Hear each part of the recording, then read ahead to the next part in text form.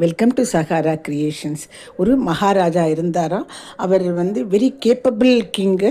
அவர் ஆனால் மன நிம்மதியே இல்லையா. அதனால் மந்திரியை கூப்பிட்டு, மந்திரியாரே, ஊரில் இருக்கிற பண்டிட்டெல்லாம் கூப்பிடுங்க, என் மன நிம்மதியின்மைக்கு என்ன காரணம் கேட்கணுன்னு ஒரு பண்டிட்டு ஒரு காரணத்தை சொன்னாராம். ஆனால் மகாராஜா அதில் எதுவுமே கன்வின்ஸ் ஆகலையா. ஸோ அவர் அரண்மனைக்கு திரும்பி போனாராம். பால்கனியில் நின்றுட்டு பார்த்துட்டே இருக்கும்போது ஒரு புவர் மேன் பாட்டு பாடிட்டு சந்தோஷமாக போனார்.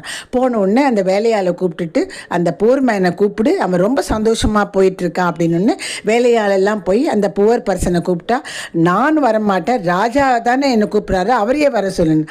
ஓகே அப்படின்னு சொல்லி ராஜாவே கிட்ட போயிட்டு, நீ என்ன இவ்வளோ சந்தோஷமாக இருக்க அப்படின்னோடனே, உன் முகத்தை பார்த்து எனக்கு சந்தோஷம் வருது அப்படின்னோடனே, இந்தா அப்படின்னு சொல்லிட்டு அவர் போத்திருந்த ஷாலை எடுத்து கொடுத்தாராம். அந்த அப்போ புவர் பர்சன் சொன்னான், ஐயோ எனக்கு இந்த ஷால் வேண்டாம், இந்த ஷால் வெளியுயர்ந்த ஷாலாக இருக்கும், அதை நான் யார்கிட்ட கொடுக்கறதுன்னு யோசிப்பேன், இல்லை இந்த ஷாலை பத்திரமா வச்சுக்கணும், அந்த பயத்திலே இருப்பேன், என்னுடைய நிம்மதியே போயிடும், அதனால் நான் எந்த ஆசையும் வச்சுக்கல, நேற்றை பற்றி நினைக்கிறது இல்லை, நாளைய பற்றியும் யோசிக்கிறது இல்லை, இன்றைய நாளை நான் வாழறேன் அப்படின்னானா.